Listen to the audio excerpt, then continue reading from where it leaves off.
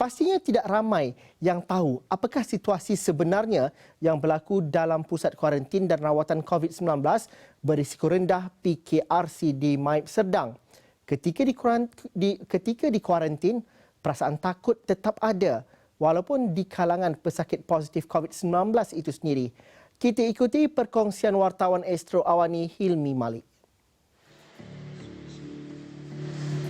Bagi mereka yang tidak berada di lokasi, apa yang tergambar dalam benak fikiran mungkin jauh berbeza.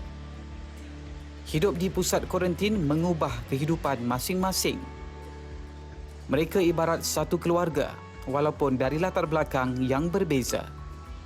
Seperti yang nampak dekat belakang ni, kita dekat sini kita didedahkan orang kata pelbagai aktiviti lah. Contoh macam kita boleh main chess, main carom, main dam, main pingpong untuk mengelakkan daripada pesakit dekat sini orang kata stres lah. Dan juga dekat sini juga kita tergolong daripada golongan daripada kanak-kanak hinggalah keluarga emas. Dan juga ada yang datang dekat sini orang kata macam keluarga, ada yang datang dengan ibu dan anak, bapa dan anak, dan ada juga yang datang ini orang kata secara berkumpulan lah. Penempatan pesakit COVID-19 di Dewan C khusus bagi mereka yang berisiko rendah, namun pemeriksaan darah masih tetap dilakukan. Meskipun bebas melakukan aktiviti, mereka masih terikat untuk berada di dalam Dewan sehingga tamat tempoh kuarantin selama 10 hari. Ruangan di tempat tidur ibarat suasana di dalam asrama dan yang membezakan hanyalah nombor yang didaftarkan bagi setiap katil pesakit. Sesi pemakanan diletakkan sebanyak 3 kali sehari. Tidak ketinggalan, aktiviti keagamaan seperti solat berjemaah turut diadakan di dalam Dewan. Menurut Amir Aizat, proses kuarantin di Maib Serdang sedikit sebanyak mengurangkan risiko berbanding secara kendiri di rumah. Okey, kalau dekat rumah, kita boleh mendatangkan risiko kepada ahli members pada yang negatif lah kan. Sebagai contoh, kita terpaksa berkongsi bilik air dengan ahli members yang lain. So dekat situ, risikonya dia boleh mendatangkan kata jangkitan kepada ahli keluarga kita yang negatif. Okey, berbanding dengan dekat Maib, kita dekat sini kita mendapat orang kata rawatan secara 24 jam.